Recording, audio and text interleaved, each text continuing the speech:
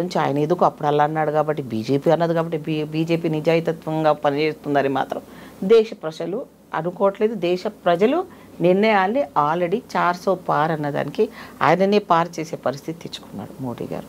ఇప్పుడు ఆయన అధికారాన్ని ఇంకోరి చేతిలో అడుక్కొని ఉన్నాడు. ఆయన ఫుల్ మెజారిటీలో లేడు. అందుకని రాహుల్ గాంధీ గారు అడిగే ప్రతి ప్రశ్నకు సమాధానం చెప్పే పరిస్థితిలో లేడు. ఆయన ఇండివిజువల్ నిర్ణయాన్ని తీసుకునే శక్తి లేని శక్తిహీనుడు. అందువల్ల ఇక్కడ ప్రధానమంత్రిగా ఉన్న ప్రజల సమస్యను పక్కన పెట్టి ఆయన అక్కడ గ్రాఫ్లు పెంచుకోవడానికి వెళ్తాడు. ఇంత నష్టం జరుగుతుంది కదా. ప్రపంచ యుద్ధాలు జరిగిన దాంట్లో నువ్వు ఎవరికో ఒకరు సపోర్ట్ చేస్తున్నావు. ఇప్పుడు మొన్న ఇజ్రాయెల్ యుద్ధం ఇది జరుగుతూ ఉంది. సో ఆ యుద్ధానికి సంబంధించినంత వరకు ఇన్నేళ్ళు అయిన తర్వాత నువ్వు వెళ్ళావు, అవునా? మరి అంతకుముందు అధికారంలో ఉన్నప్పుడు ఎందుకు 2 ఏళ్ళ నుంచి జరుగుతుందిగా అక్కడ జరుగుతున్న పిల్లలు గారా? పోనీ నీకు ఎంత ఇమేజ్ ఉందిగా, నువ్వు ఇమేజ్ ఉంది కదా. ఒక అమ్మాయి ప్రపంచంలోని మన ఒలింపిక్స్ లెవెల్లోని ఒక దాంట్లో గెలిస్తే ఆ అమ్మాయి సెకండ్ క్యాడర్ వరకు వెళ్ళిన బహుమతిని కూడా తీసుకోలేకుండా అమ్మాయిని నిదర్శనంగా బహిష్కరించినప్పుడు, ఈ భారతదేశ ప్రతిష్ట గురించి దిగజారుస్తున్నప్పుడు బేటీ పడావో బేటీ బచావో అన్నావే, మరి దాని మీద నువ్వు మాట్లాడడానికి నీకు లేదా, శక్తి లేదా? ఇప్పుడు మనం అలాంటి ఒక బేటీ గురించి మాట్లాడుకుంటున్నాము. డాటర్ ఆఫ్ ఎ ఫైటర్ అని కవిత గురించి ఫైటర్ ఎవరికి ఫైట్ అమ్మా? జాగృతి అనే సంస్థ ఎవరి కోసం బతుకమ్మ మాకు నేర్పించింది ఆవిడ, లేదా ఆవిడ నేర్చుకుంటే నేను బతుకమ్మ చేశామా? బతుకమ్మ పేరుతో ఎన్ని దోచుకొని తినేది తెలీదా? ఎన్ని వేల కోట్లు మాయమని తెలీదా? ఎన్ని ఫ్రాడ్ చేసింది తెలీదా? ఎంతమంది జీవితాలు నాశనం చేసింది తెలీదా? పిలవమంటావో ఒక్కొక్కరు చెప్తారు ఆమె గురించి. చెప్పమంటే టైం వస్తుంది, అది కూడా వెళ్తాము, వెళ్ళమనండి ఆమెని. ఈ కవిత వల్ల నష్టపోయిన వాళ్ళు, ఈ కేసీఆర్ ప్రభుత్వంలో నష్టపోయిన వాళ్ళు ఎంతమంది ఇప్పుడు బాధ్యులను ఎవరు చేస్తారో? అధికారులనే కదా. ఇప్పుడు ఫోన్ ట్యాపింగ్ కేసే ఉంది, అవునా కదా? మా సార్ చేశాడుగా, చెప్పాడు కాబట్టి మేము చేసామని అధికారులు చెప్తున్నారుగా. ఇప్పుడు అది ఓరల్గానే చెప్పింది కదా, అఫీషియల్గా కాదుగా.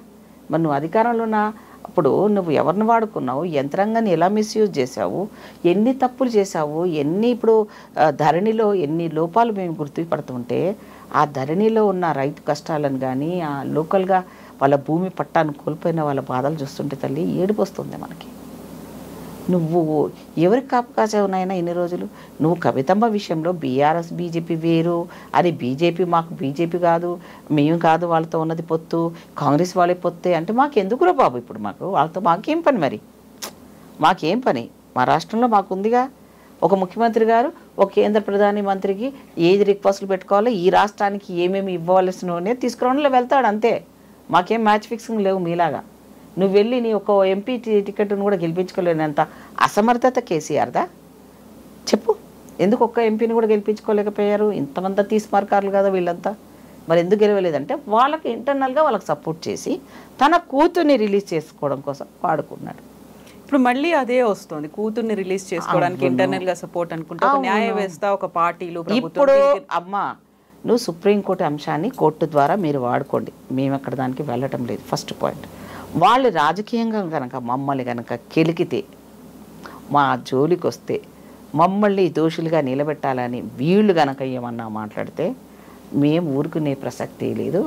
మా దగ్గర విత్ సమాచారాలతో సహా ప్రతి దగ్గర, ప్రతి నియోజకవర్గంలో ఆమె నిజామాబాదులో ఆమె ఏ రకమైన వసూలు, టోల్ గేట్స్ దగ్గర నుంచి ఏ రకంగా టోల్ గేట్ లాగా కవిత ఫండ్, టోల్ ఫ్రీ ఫండ్ ఎట్లాగో అలాంటి ఫండ్స్ అన్నీ తీసుకున్నారు. ఈ హరీష్ రావు మాట్లాడతాడు, ఇరిగేషన్ ప్రాజెక్టులో మగవాళ్లతో ఏమేమి ఒప్పందాలు చేసుకున్నాడు. అలాగే ప్రభాకర్ గారు విద్యుత్ సంబంధించింది, నీ రాష్ట్రంలో అంత ఉన్నా నువ్వు పరువు రాష్ట్రం నుంచి విద్యుత్తుని ఎందుకు కొనుగోలు చేసావు నాయన? అధికారులను వదిలిపెడతాడా రేవంత్ రెడ్డి గారు? ఆయన రిలీజ్ చేస్తాడా? రిలీజ్ చేయలే కదా, ఆయన ట్రాన్స్ఫర్ కానీలే కదా, ఆయన రిటైర్మెంట్ అయినా వదిలిపెట్టేది. సో ఇవన్నీ చేస్తున్నప్పుడు కవితను ఏదో తప్పు చేయలేదు కాబట్టి కోర్టు ఆమెకు శిక్ష విధించింది, ఆమె ఇన్ని రోజులు జైల్లో ఉందంటే నవ్వుతాడు. ఇప్పటికీ కూడా కడిగిన ముత్యంలా నేను బయటకు వస్తాను అనే మాట. అసలు ఆమె ముత్యం అయితేగా, ఫస్ట్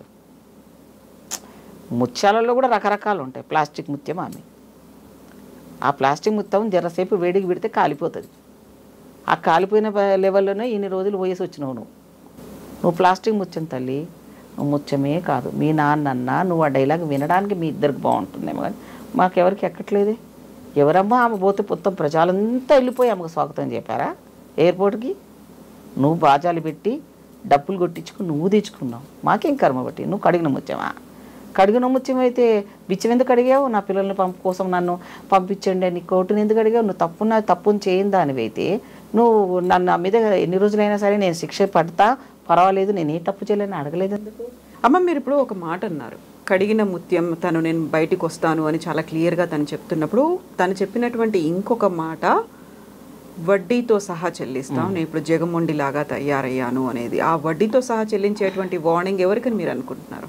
అంటే వడ్డీతో సహా అనేది కక్ష సాధింపు చర్యలు అనేది రాజకీయాలు ఉండకూడదు అసలు నన్ను చూస్తే. ఇప్పుడు వాళ్ళు నేను ఇంతకుముందు ఫస్ట్ డైలాగ్ అది దృష్టిలోపం. ఇప్పుడు నువ్వు తప్పు చేయనంత వరకు నీకు ఏది తప్పుగా ఏదైనా తప్పు చేస్తే నువ్వు వెంటనే దాన్ని వద్దు అంటావు, ఎందుకంటే నీ నేచర్ అది, నీ దృష్టి అది. నువ్వు అలాంటి మంచితనంలో ఉన్నావు. నువ్వు ఎప్పుడు పాపంలో ఉండి నువ్వు అన్ని తప్పులే చేసి నువ్వు మాట వరసకు మాత్రం నీ కడిగిన ముత్యం అంటే నేను ఖచ్చితంగా చెప్తాను ఇప్పుడు బల్ల గుద్ది, నువ్వు ముత్యంగా తల్లి. ముత్యంలో కూడా రకరకాల ముత్యాలు ఉంటాయి.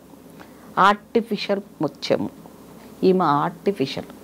తండ్రి పేరు చెప్పుకొని రాజకీయాలు వచ్చి ఒక జాగృతి అనే ఒక సంస్థ ఫేక్ పెట్టుకొని దానివల్ల ఆమె పబ్లిసిటీ పెంచుకొని ఆవిడేదో దేశానికి, అంటే ఈవిడ తెలంగాణ ఉద్యమంలో చనిపోయిన బిడ్డలు ఎంతోమంది ఉన్నారు, అందులో ఆడబిడ్డలు కూడా ఉన్నారు కదా, వాళ్ళకి ఇవ్వాలి కదా, వాళ్ళ కుటుంబాలకి రావాలి కదా, ఏదైనా క్రెడిబిలిటీ రావాలంటే, బెనిఫిట్ కావాలంటే.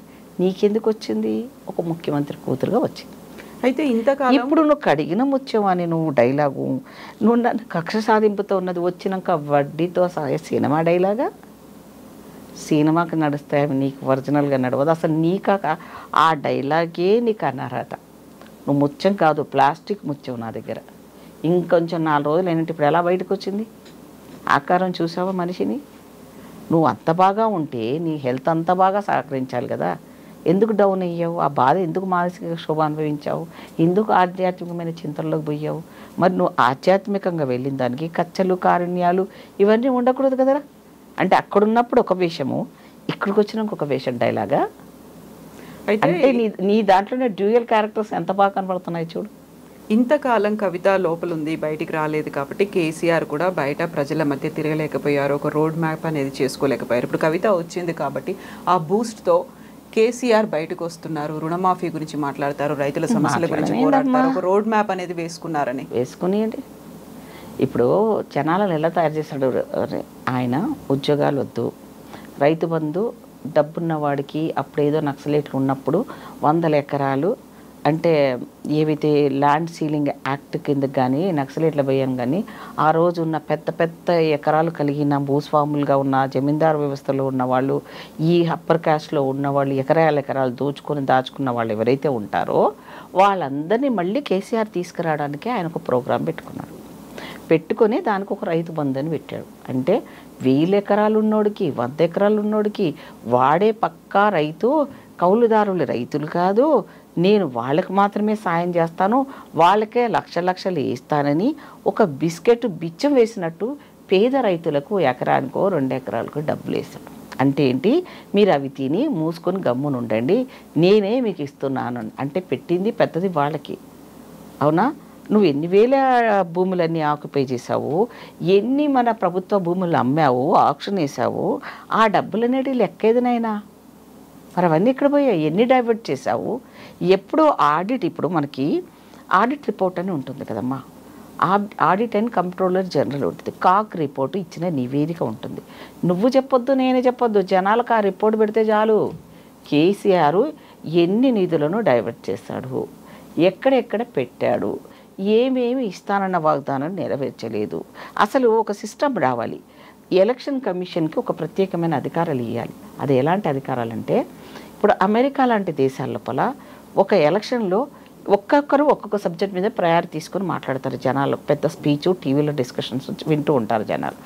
ఆ దాంట్లో ఎవడి ప్రయారిటీ వాళ్ళకు ఉండదు. ఒకడు ఎడ్యుకేషన్కి ఇస్తాడు, ఒకడు అగ్రికల్చర్కి ఇస్తాడు, ఒకడు దేశాన్ని సమగ్రతను కాపాడడానికి ఇస్తాడు, ఒకడు దేశ భద్రతను గురించి మాట్లాడతాడు.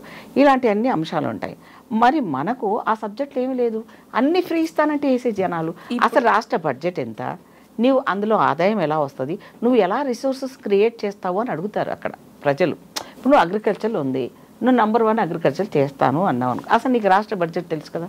అయితే ఇప్పుడున్నటువంటి ప్రస్తుత పరిస్థితి కూడా కేవలం డైవర్షన్ పాలిటిక్స్నే సీఎం రేవంత్ రెడ్డి చేస్తున్నారనేది ప్రధానమైనటువంటి ఆరోపణ బీఆర్ఎస్ పార్టీ చేస్తుంది. తల్లి నేను అదే అంటున్నాను కదా, అందుకోసమే హైదరాబాద్ రాజకీయంగా మేమేం రాజకీయాలు కూడా మేము కూడా చేయాలి కదా. మేమేం గాజులు వేసుకొని గమ్మున కూర్చోమంటే కూర్చోకుడుతా ఉంటే కొడతా ఉంటే మోసుకొని వెళ్ళడం అంతా కూడా లేదు కదా. మీరు చేశారు అప్పుడు మమ్మల్ని.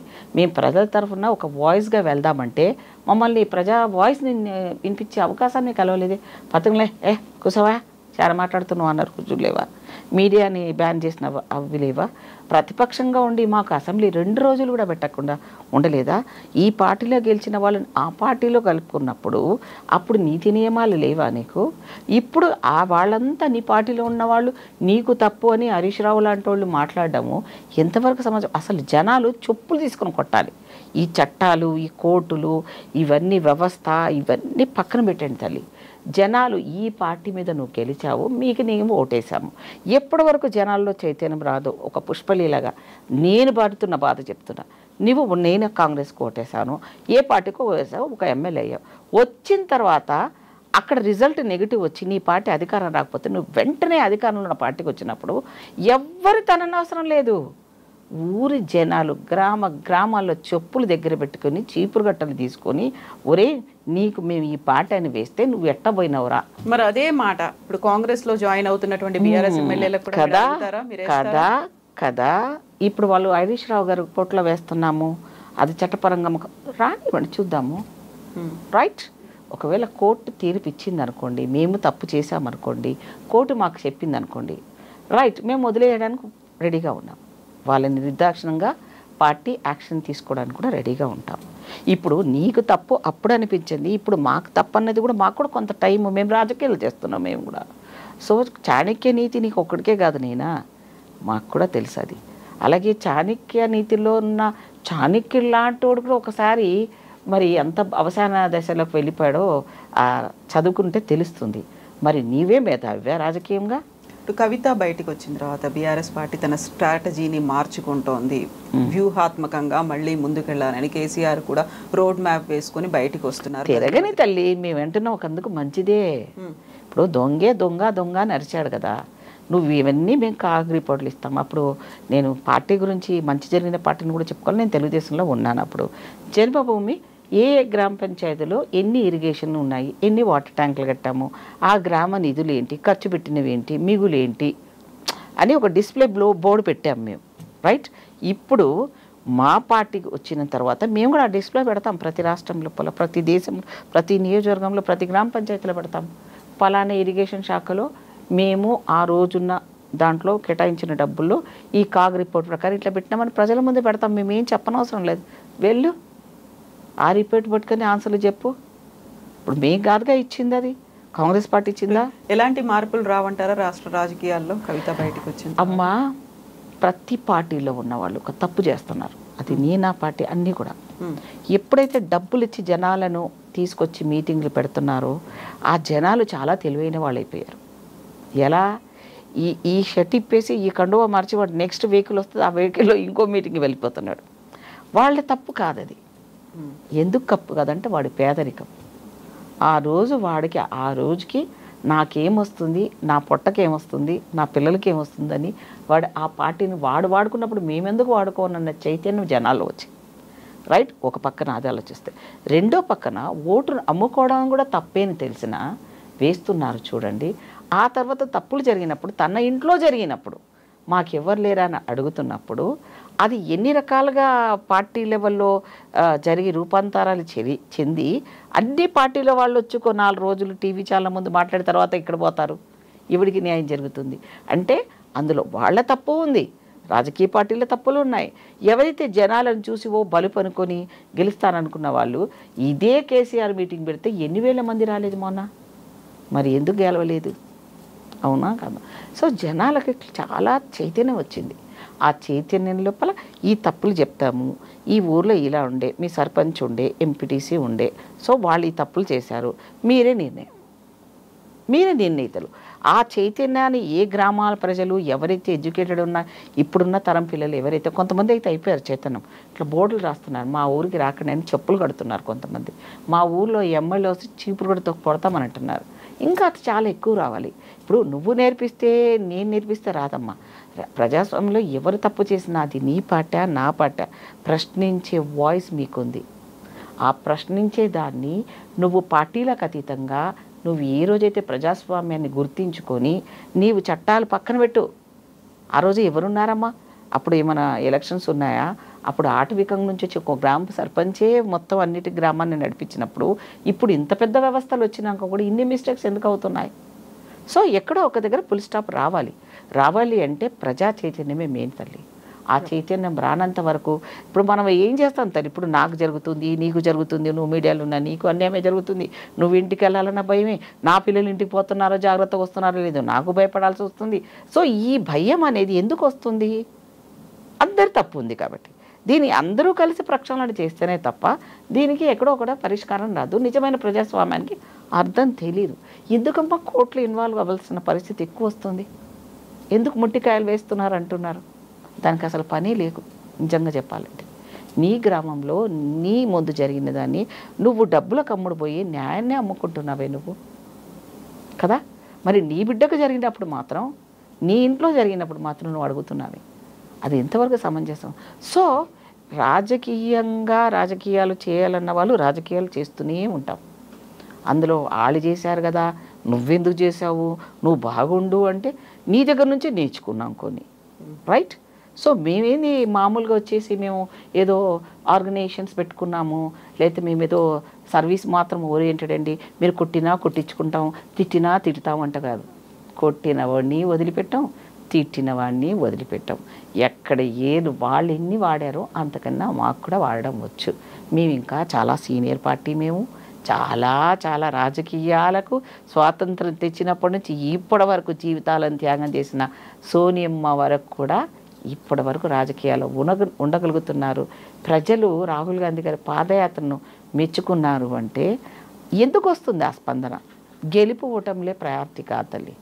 ప్రజలకు మంచి చెడు అనేది తీసుకుపోయి చైతన్యం చెప్పగలగాలి. ఇప్పుడు చైతన్యం చెప్పేవాడే ఎవరు లేదు, నీకు జరుగుతుంది పను నాకెందుకండి అని వెళ్ళిపోతున్నామే, అదే తప్పు. సో కవిత ఎన్ని మాట్లాడినా నా లాంటిది ఉంటుందిగా, చూసినాంగా అన్ని రాజకీయాలు. ఊరుకుంటాను అనుకుంటున్నారా? నాకు ఎవరి గురించి అవసరం లేదు. కవిత లాంటి 1000 మంది వచ్చినా నాలాంటి కార్యకర్తలు మస్తు మంది ఉన్నారు, పార్టీలు చాలామంది ఉన్నారు.